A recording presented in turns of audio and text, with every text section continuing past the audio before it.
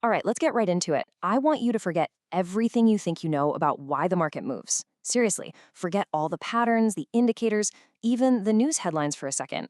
We're going to pull back the curtain and look at the actual engine that drives price. And I'm going to hand you the institutional blueprint for navigating it. Think of the market like a mountain trail. Now, most traders out there are what I'd call reactive hikers. They see a storm pop up like a sudden price spike, and they just react, and they usually get soaked. But the pros, they're proactive. They read the signs, they anticipate where the market is really heading, and they adjust their route before the storm hits. See the difference? They aren't reacting to where price has been, they're positioning for where it's being engineered to go next. So, what is that weather pattern in the market? Well, it's not random, not at all. The market has an engine, and that engine runs on one very specific type of fuel. It's called liquidity. So, what is liquidity? In the simplest terms, it's just a big cluster of orders. And we're talking specifically about stop loss orders from retail traders. I mean, think about it. For an institution to buy or sell $1 billion worth of an asset, they can't just click a button like we do. They need a massive pool of people on the other side of their trade. And your stop loss? Yeah, that's the fuel they're hunting for. Okay, so this brings us to the most important question, right?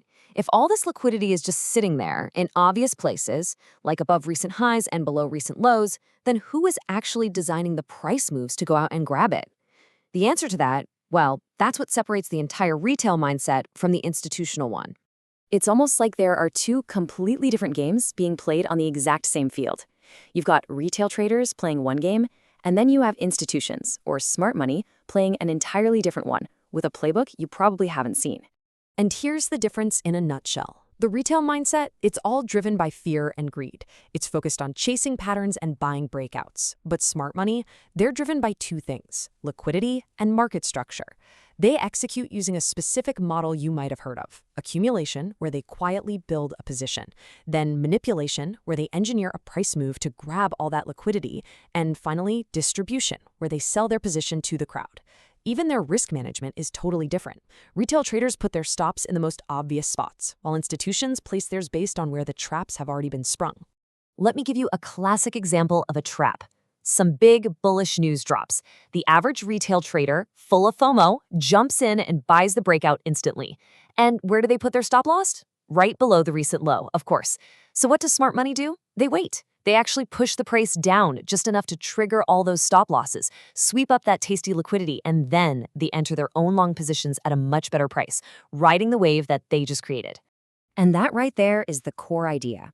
The market is not a friendly place. It's a predatory environment. Your goal isn't to follow the herd. It's to understand where the herd is being led so you can anticipate the trap before it happens. So what do they actually focus on? This chart tells the whole story. A full 50%. Half of their entire focus is just on liquidity sweeps, finding and triggering those pools of stop orders. The other half is split between understanding the big picture market structure and, this is so important, timing their entries during very specific high-volume windows. Okay, so we've covered the what and the why. Now let's get into the good part, the how. This is the actionable blueprint. This is the step-by-step process for actually aligning your own trading with what the institutions are doing. This is it. This is the plan that shifts you from being the hunted to understanding the hunt. All right, here we go, the blueprint. Step 1, macro bias. First things first, you got to figure out the overall market direction based on fundamentals. Are we generally looking to buy or sell this thing? Step 2, identify liquidity zones. Go on your chart and mark the obvious levels: the previous day's high, the previous day's low, places where stop orders are definitely clustered. Step 3, await the sweep. Now you do the hardest thing in trading. You wait, patiently. You let the price come to one of your zones and take out that liquidity. Step 4, confirm the shift. This part's crucial. After the sweep happens, you need to see a clear market structure shift. That means a break of a recent high or low that signals the institutions have stepped in and taken control. Step 5, enter in a kill zone. Don't just trade whenever you feel like it. You execute only during the high-volume London or New York sessions. That's when the big moves are engineered. Step 6, manage your risk.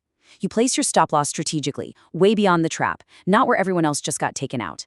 And finally, step 7, you put it all together, and you trade with precision, not with hope. Think of this as your final pre-flight checklist. Before you even think about clicking buy or sell, you have to run through these questions. Has liquidity actually been swept? Yes. Have I seen a clear structure shift? Yes. Am I trading inside a kill zone? Yes. And is my stop in a safe place beyond the trap? Yes. If you can't tick all 4 of those boxes with a confident yes, you simply don't take the trade. It's really that simple. So why is timing so critical? Why are we so obsessed with these kill zones? This chart explains it all. These zones work because that's when institutional volume is at its absolute peak. Trading during the London and New York sessions means you're swimming with the sharks. You're operating when the biggest players are making their moves. Trying to trade in the low-volume Asia session, that's like trying to fish in a puddle. The big fish just aren't there. This blueprint is so much more than just a technical strategy. To really use it effectively, you need a fundamental shift in your entire mindset. It's about learning to see the market for what it really, truly is. And a huge part of that shift is how you look at the news. The typical retail trader believes that the news itself dictates the direction of the price. But the institutional view? It's way more sophisticated. For them, news is just the story. It's the catalyst they use to create the emotional spike they need, to engineer the liquidity hunt they were planning all along. This quote right here just sums it all up perfectly. The fundamentals, the news, that gives you the big picture bias, the overall tone of the market. But smart money uses that tone to set a very specific technical trap to get the liquidity they need. And your job is to understand both sides of that equation. So with this blueprint, the power really shifts back into your hands. The next time you look at a chart, don't just see lines and candles. See the story, see the traps, see the liquidity. And before you place your next trade, I want you to ask yourself one simple question. Are you on the side of the hunter setting the trap, or are you about to become the fuel for their next move?